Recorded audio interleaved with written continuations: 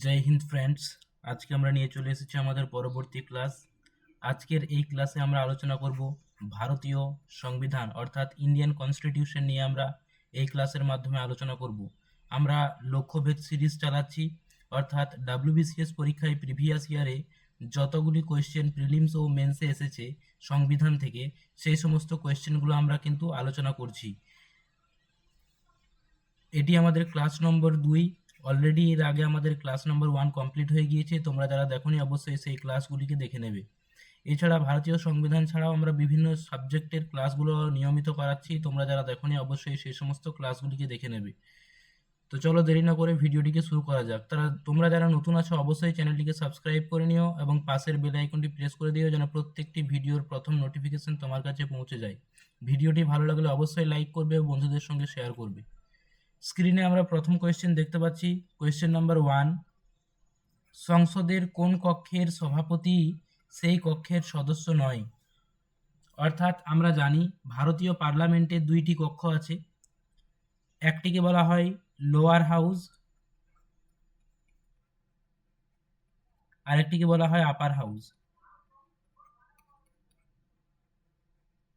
এই দুটো সভার মধ্য থেকে কোন কক্ষের সভাপতি সেই কক্ষের সদস্য নয়?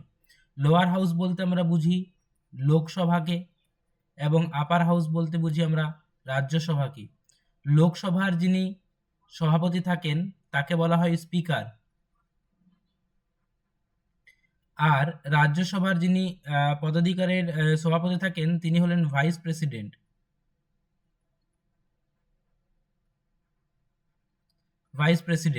অর্থাৎ এই স্পিকার লোকসভার সদস্যদের মধ্য থেকেই কিন্তু নির্বাচিত হয়ে থাকেন, আর ভাইস প্রেসিডেন্ট কিন্তু এই আপার হাউস বা রাজ্যসভার কিন্তু সদস্য নয়। তাই এই প্রশ্নের আমাদের সঠিক আনসার হয়ে যাবে option number B, Rajyasabha. Option number B, Rajyasabha হয়ে যাবে এই প্রশ্নের সঠিক উত্তর। পরবর্তী কোয়েশ্চেন নাম্বার 2। দ্বিতীয় প্রশ্নতে আমাদের বলা হয়েছে পার্লামেন্টে অর্থ বিল অনুমোদনের জন্য নিম্নলিখিত কোনটি অপরিহার্য নয়? এই নাবাচক প্রশ্নগুলোকে কিন্তু আমাদের গুরুত্ব দিতে হবে। অর্থাৎ এখানে বলা হচ্ছে যে পার্লামেন্টে অর্থ বিল অনুমোদনের জন্য এই যে 4টা অপশন আমাদের দেওয়া আছে, এই 4টা অপশনের মধ্যে কোনটি অপরিহার্য নয়? অপশনগুলো দেওয়া আছে লোকসভার অনুমোদন, অর্থমন্ত্রীর অনুমোদন, অপশন সিতে দেওয়া আছে রাজ্যসভার অনুমোদন, অপশন ডিতে দেওয়া আছে কোনোটিই নয়। তাই এই প্রশ্নের সঠিক আনসার হয়ে যাবে অপশন নাম্বার সি, রাজ্যসভার অনুমোদন। অর্থাৎ অর্থ বিল বা মানি বিলের ক্ষেত্রে রাজ্যসভার অনুমোদনের কিন্তু প্রয়োজন হয় না। আমরা সকলেই জানি যে যখন অর্থ বিল মূলত লোকসভাতেই নিয়ে আসা যায়, যখন লোকসভায় এই বিলটি পাস হয়ে যায় সঙ্গে সঙ্গে রাজ্যসভায় যায়, এবং রাজ্যসভার এই মানি বিলের ক্ষেত্রে কিন্তু কোনো রকমের পাওয়ার থাকে না। 14 দিনের মধ্যেই এই বিলটিকে কিন্তু পাঠাতে হয়। পরবর্তী কোয়েশ্চেন নাম্বার 3। তৃতীয় প্রশ্নতে বলা হয়েছে আমাদেরকে লোকসভায় কোনো একটি রাজনৈতিক দলকে বিরোধী দলীয় মর্যাদা পেতে হলে ন্যূনতম কত শতাংশ আসন পেতে হয়? অর্থাৎ লোকসভার যে ইলেকশন হয় সেই সমস্ত ইলেকশনগুলোতে কোনো রাজনৈতিক দলকে যদি বিরোধী দলীয় মর্যাদা পেতে হয় তাহলে কত শতাংশ আসন পেতে হবে? 4টা অপশন দেওয়া আছে, 5%, 10%, 15%, 20%। তো এই প্রশ্নের সঠিক আনসার হয়ে যাবে আমাদের option number B, 10%। Option number B, 10% হয়ে যাবে এই প্রশ্নের সঠিক আনসার। পরবর্তী কোয়েশ্চেন নাম্বার 4। 4 নম্বর প্রশ্নতে বলা হয়েছে ভারতীয় সংবিধানের জনকল্যাণমুখী রাষ্ট্রের ধারণাটি অর্থাৎ ওয়েলফেয়ার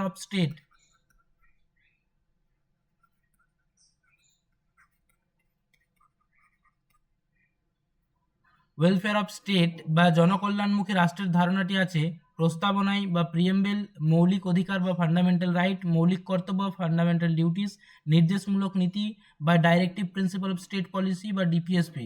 তো এই 4টা অপশনের মধ্য থেকে আমাদের এই প্রশ্নের সঠিক আনসার হয়ে যাবে অপশন নাম্বার ডি, নির্দেশমূলক নীতি বা DPSP, directive principle of state policy বা নির্দেশমূলক নীতি। তোমরা আমাকে কমেন্ট করে জানাবে এই নির্দেশমূলক নীতি ভারতীয় সংবিধানের কোন পার্টে আছে? নির্দেশমূলক নীতি ভারতীয় সংবিধানের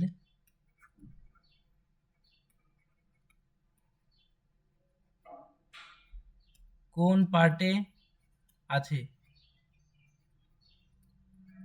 অবশ্যই এই প্রশ্নের উত্তরটি তোমরা কমেন্ট করে জানাবে। পরবর্তী কোয়েশ্চেন নাম্বার 5, খুব ইম্পর্টেন্ট কোয়েশ্চেন। 5 নম্বর প্রশ্নতে বলা হয়েছে আর্টিকেল নাম্বার 30 ক্লজ 1 ধারা অনুসারে শিক্ষা প্রতিষ্ঠান স্থাপন ও পরিচালনা করার অধিকার রয়েছে ভারতের সকল নাগরিকের, ভারতের সকল ব্যক্তির, ধর্মীয় ও ভাষাগত সংখ্যালঘু ও সংখ্যাগরিষ্ঠদের। খুব ইম্পর্টেন্ট কোয়েশ্চেন, WBCS প্রিভিয়াস ইয়ারে আসা কোয়েশ্চেন। এই কোয়েশ্চেনের সঠিক আনসার হয়ে যাবে আমাদের অপশন নাম্বার সি, ধর্মীয় ও ভাষাগত সংখ্যালঘুদের। অপশন নাম্বার সি হয়ে যাবে এই প্রশ্নের সঠিক উত্তর। অপশন নাম্বার সি হয়ে যাবে এই প্রশ্নের সঠিক উত্তর। মূলত এটি আমাদের মৌলিক অধিকার বা ফান্ডামেন্টাল রাইটের আওতায় আসে। পরবর্তী কোয়েশ্চেন নাম্বার 6, 6 নম্বর প্রশ্নতে বলা হয়েছে সংবিধানের কোন ধারায় রাজ্যপালকে রাজ্যের শাসন বিভাগীয় ক্ষমতা দেওয়া হয়েছে? সংবিধানের কোন ধারায় রাজ্যপাল বা গভর্নরকে রাজ্যের শাসন বিভাগীয় ক্ষমতা দেওয়া হয়েছে? অপশন রয়েছে 153 ধারা, অপশন বিতে রয়েছে 154তম ধারা, অপশন সিতে রয়েছে 155তম ধারা, অপশন ডিতে রয়েছে 156তম ধারা। তো এই প্রশ্নের সঠিক আনসার হয়ে যাবে option number B, article number 154। Article number 154 ধারা অনুযায়ী সংবিধানের ধারা 154 অনুযায়ী রাজ্যপালকে রাজ্যের শাসন বিভাগীয় ক্ষমতা দেওয়া হয়ে থাকে। তোমরা আমাকে কমেন্ট করে জানাবে যে ভারতীয় সংবিধান অনুযায়ী রাজ্যপালকে কে নিয়োগ করে থাকেন?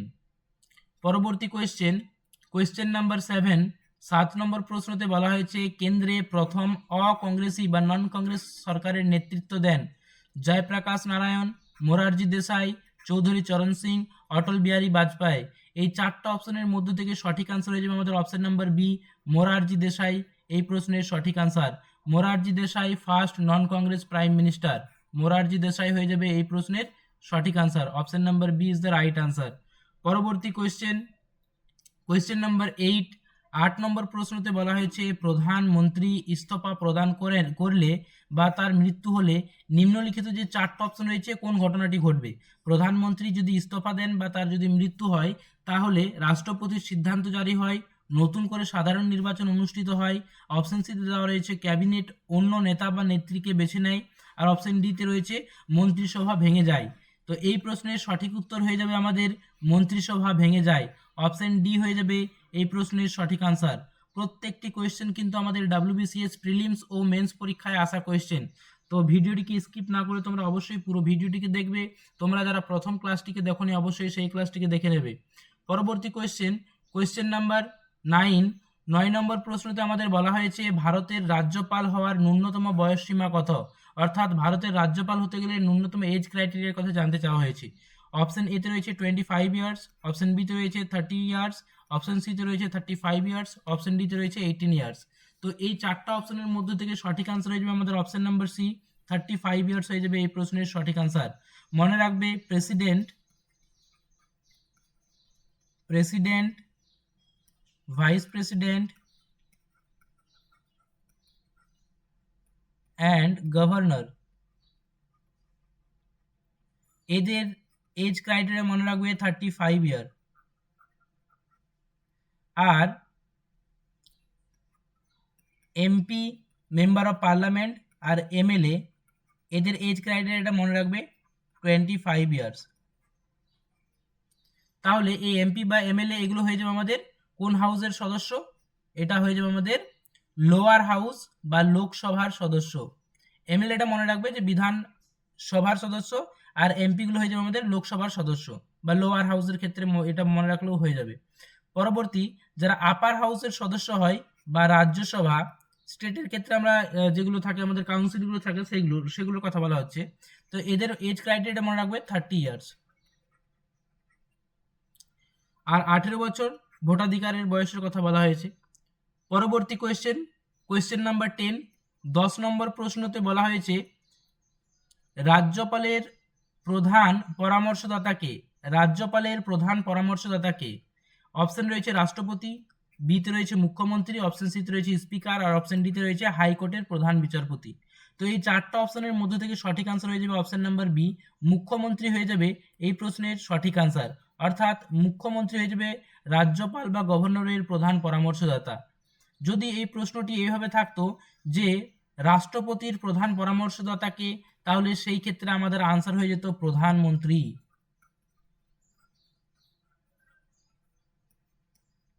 প্রধানমন্ত্রী তাহলে কার ক্ষেত্রে বলা হলো? রাষ্ট্রপতি। আর যদি গভর্নরের কথা বলা হয় তাহলে সেই ক্ষেত্রে আমাদের আনসার হয়ে যাবে মুখ্যমন্ত্রী। পরবর্তী কোয়েশ্চেন নাম্বার 11। 11 নম্বর প্রশ্নতে বলা হয়েছে কত সালে পশ্চিমবঙ্গের আইনসভা দ্বিকক্ষ বিশিষ্ট থেকে এক কক্ষ বিশিষ্ট হয়ে ওঠে? অর্থাৎ আগে আমাদের পশ্চিমবঙ্গে আপার হাউস এবং লোয়ার হাউস অর্থাৎ বিধান পরিষদ অ্যান্ড বিধান সভা, এই দুটো হাউসে কিন্তু এক্সিস্ট করছিল। কিন্তু এখানে কোয়েশ্চেন করা হয়েছে যে কত সালে পশ্চিমবঙ্গে আইনসভার দ্বিকক্ষ বিশিষ্ট থেকে এক কক্ষ বিশিষ্ট হয়। অর্থাৎ এই যে দুটো হাউস ছিল আমাদের পশ্চিমবঙ্গে, এই দুটো হাউসের মধ্য থেকে এই বিধান পরিষদ হাউসটা কিন্তু ডিসলভ হয়ে যায়, অ্যাবলিশড হয়ে যায়। তো এটি কবে হয়ে এক কক্ষ বিশিষ্ট, অর্থাৎ এখন আমাদের জানি বিধানসভা এক্সিস্ট করছে, তো এই এক কক্ষ বিশিষ্ট হাউসে কবে পরিণত হয়? অপশন রয়েছে 1965, 1967, 1969, আর অপশন ডিতে রয়েছে 1971। তো এই প্রশ্নের সঠিক আনসার হয়ে যাবে আমাদের অপশন নাম্বার সি, 1969 হয়ে যাবে এই প্রশ্নের সঠিক উত্তর। অর্থাৎ 1969-এ পশ্চিমবঙ্গ আইনসভা দ্বিকক্ষ বিশিষ্ট থেকে এক কক্ষ বিশিষ্ট হয়ে ওঠে। পরবর্তী কোয়েশ্চেন নাম্বার 12। 12 নম্বর প্রশ্নতে বলা হয়েছে ভারতের প্রথম মহিলা মুখ্যমন্ত্রী কে ছিলেন? ভারতের প্রথম মহিলা মুখ্যমন্ত্রী কে ছিলেন? অপশন রয়েছে সরোজিনী নাইডু, অপশন বিতে রয়েছে সুচেতা কৃপালিনী, অপশন ডিতে রয়েছে ইন্দিরা গান্ধী, অপশন ডিতে রয়েছে বিজয়লক্ষ্মী পণ্ডিত। এই কোয়েশ্চেনে অনেকেরই কনফিউশন হয় সরোজিনী নাইডু এবং সুচেতা কৃপালিনীর মধ্যে। মনে রাখবে এই প্রশ্নের সঠিক আনসার হয়ে যাবে সুচেতা কৃপালিনী। সুচেতা কৃপালিনী হয়ে যাবে ভারতের প্রথম মহিলা মুখ্যমন্ত্রী। ভারতের প্রথম মহিলা মুখ্যমন্ত্রী হয়ে যাবে সুচেতা কৃপালিনী, ফার্স্ট সিএম। উত্তরপ্রদেশের তিনি ছিলেন প্রথম মুখ্যমন্ত্রী। সরোজিনী নাইডু যদি বলা হতো তাহলে এটা first governor, first female governor of India যদি বলা হয় তাহলে সেই ক্ষেত্রে সরোজিনী নাইডু হবে আনসার। আর যদি বলা হয় প্রথম ভারতীয় মহিলা প্রধানমন্ত্রী পিএম, তাহলে সেটা হয়ে যাবে আমাদের ইন্দিরা গান্ধী। বিজয়লক্ষ্মী পণ্ডিত প্রথম ভারতীয় মহিলা ইউএন এর সদস্য। তাহলে এই প্রশ্নের সঠিক আনসার হয়ে যাবে আমাদের option number B, Sucheta Kripalani. পরবর্তী কোয়েশ্চেন নাম্বার 13। 13 নম্বর প্রশ্নতে বলা হয়েছে স্বাধীন ভারতবর্ষের সুপ্রিম কোর্টের প্রথম প্রধান বিচারপতি ছিলেন আলতামাস কবির, বি কে মুখার্জি, মেহেরচাঁদ মহাজন, অপশন ডিতে রয়েছে হরিলাল জে কানিয়া। এই প্রশ্নের সঠিক আনসার হয়ে যাবে আমাদের option number D, Harilal J Kania হয়ে যাবে এই প্রশ্নের সঠিক আনসার। তোমরা অবশ্যই আমাকে কমেন্ট করে জানাবে ভারতে বর্তমানে চিফ জাস্টিস কে আছেন? প্রেজেন্ট সিজেআই, এটা তোমাদের হোমওয়ার্ক কোয়েশ্চেন। পরবর্তী কোয়েশ্চেন নাম্বার 14। 14 নম্বর প্রশ্নতে বলা হয়েছে স্বাধীন ভারতবর্ষে সুপ্রিম কোর্ট গঠিত হয় 1935, 1935 সালে, 1950 সালে, 1956 সালে, অপশন ডিতে রয়েছে কোনোটিই নয়। তো এই প্রশ্নের সঠিক আনসার হয়ে যাবে অপশন নাম্বার বি, 1950 সালে। 1950 সালে হয়ে যাবে এই প্রশ্নের সঠিক আনসার। এই 1935 আমাদের আরবিআই স্টাবলিশড হয়েছিল, এটা অবশ্যই তোমরা মনে রাখবে। পরবর্তী কোয়েশ্চেন নাম্বার 15। 15 নম্বর প্রশ্নতে বলা হয়েছে পঞ্চায়েত সমিতি গঠিত হয় গ্রাম স্তরে, শহর স্তরে, ব্লক স্তরে নাকি জেলা স্তরে? পঞ্চায়েত সমিতির কথা বলা হয়েছে যেহেতু, তাই এই প্রশ্নের সঠিক আনসার হয়ে যাবে অপশন নাম্বার সি, ব্লক স্তরে। আমরা জানি যে 3টি টায়ার রয়েছে পঞ্চায়েত রাজ সিস্টেমের, সেটি হচ্ছে আমাদের গ্রাসরুট লেভেল বা ভিলেজ লেভেল যদি বলা হয় তাহলে সেই ক্ষেত্রে হয়ে যাবে আমাদের পঞ্চায়েত, গ্রাম পঞ্চায়েত হয়ে যাবে ভিলেজ লেভেলে। আচ্ছা, ব্লক লেভেলে যদি বলা হয়, সেটা আমরা এই কোয়েশ্চেনে দেখতে পেয়েছি। ব্লক লেভেল যদি বলা হয় তাহলে পঞ্চায়েত সমিতি, পঞ্চায়েত সমিতি। আর যদি ডিস্ট্রিক্ট লেভেল যদি বলা হয় তাহলে সেই ক্ষেত্রে হয়ে যাবে জেলা পরিষদ। তোমরা আমাকে কমেন্ট করে জানাবে বর্তমানে জেলা পরিষদের সংখ্যা কত আর পঞ্চায়েত সমিতির সংখ্যা কত। বর্তমানে পশ্চিমবঙ্গে জেলা পরিষদের সংখ্যা কত এবং পঞ্চায়েত সমিতির সংখ্যা কত। পরবর্তী কোয়েশ্চেন নম্বর 16। 16 নম্বর প্রশ্নতে বলা হয়েছে পঞ্চায়েত রাজ সংবিধানের কোন তালিকাভুক্ত। অর্থাৎ এই যে আমরা জানি যে 7th শিডিউলে 3টি লিস্টের কথা বলা হয়েছে। একটা লিস্ট 1 বা এটাকে বলা হয় ইউনিয়ন লিস্ট, আরেকটা হচ্ছে লিস্ট 2, এটাকে বলা হয় স্টেট লিস্ট, আরেকটা আছে লিস্ট 3। এই লিস্ট 3 বা কনকারেন্ট লিস্ট বা এটাকে বলা হয় কনকারেন্ট লিস্ট, কনকারেন্ট লিস্ট বা যৌথ তালিকা। এই কনকারেন্ট লিস্ট বা যৌথ তালিকা কনসেপ্টটিকে আমরা অস্ট্রেলিয়া থেকে বড় করে নিয়ে এসেছি। এই 3টে লিস্টের মাধ্যমে কিন্তু সেন্ট্রাল স্টেটের রিলেশনটিকে শেয়ার করা হয়ে থাকে। তো এই প্রশ্নতে বলা হয়েছে যে পঞ্চায়েতি রাজ সংবিধানের কোন তালিকাভুক্ত। তো এই প্রশ্নের সঠিক আনসার হয়ে যাবে আমাদের option number B. Option number B, রাজ্য তালিকা বা লিস্ট 2 বা স্টেট লিস্টের অন্তর্ভুক্ত।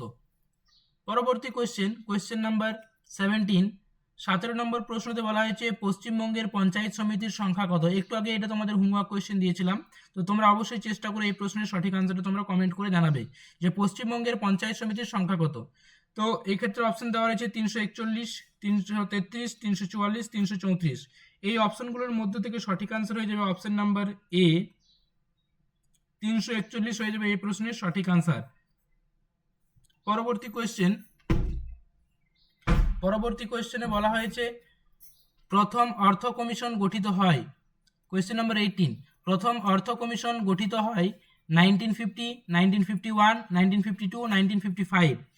এই প্রশ্নের সঠিক আনসার হয়ে যাবে অপশন নাম্বার বি, 1951 এই প্রশ্নের সঠিক আনসার। 1951 এই প্রশ্নের সঠিক আনসার। পরবর্তী কোয়েশ্চেন নাম্বার 19। 19 নম্বর প্রশ্নতে বলা হয়েছে অর্থ কমিশনের সভাপতি কে নিয়োগ করেন। অর্থ কমিশনের সভাপতিকে কে নিয়োগ করেন। অপশন রয়েছে রাষ্ট্রপতি, প্রধান বিচারপতি, এক্ষেত্রে প্রধান বিচারপতি বলতে সুপ্রিম কোর্টের প্রধান বিচারপতির কথা বলা হয়েছে, তারপর রয়েছে প্রধানমন্ত্রী, আর অপশন ডিতে রয়েছে উপরাষ্ট্রপতি বা ভাইস প্রেসিডেন্ট। তো এই প্রশ্নের সঠিক আনসার হয়ে যাবে অপশন নাম্বার এ, প্রেসিডেন্ট হয়ে যাবে এই প্রশ্নের সঠিক আনসার। প্রেসিডেন্ট হয়ে যাবে এই প্রশ্নের সঠিক আনসার। পরবর্তী কোয়েশ্চেন নাম্বার 20। 20 নম্বর প্রশ্নতে বলা হয়েছে নিম্নলিখিত কোন তালিকাগুলির জন্য কেন্দ্রীয় সরকার রাজ্য সরকারগুলিকে নির্দেশনা প্রদান করতে পারে।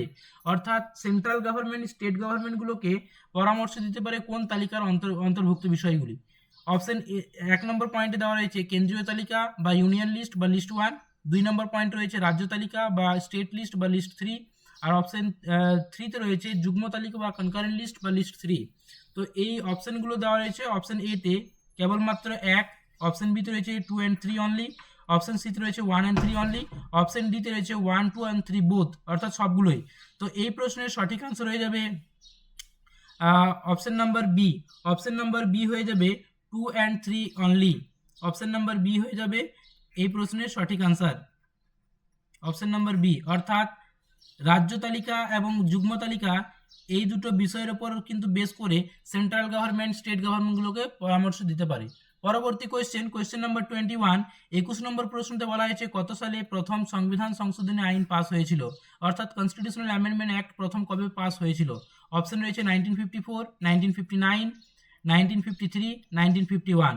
এই প্রশ্নের সঠিক আনসার হয়ে যাবে অপশন নাম্বার ডি, 1951 হয়ে যাবে এই প্রশ্নের সঠিক আনসার। 1951 এই প্রশ্নের সঠিক আনসার।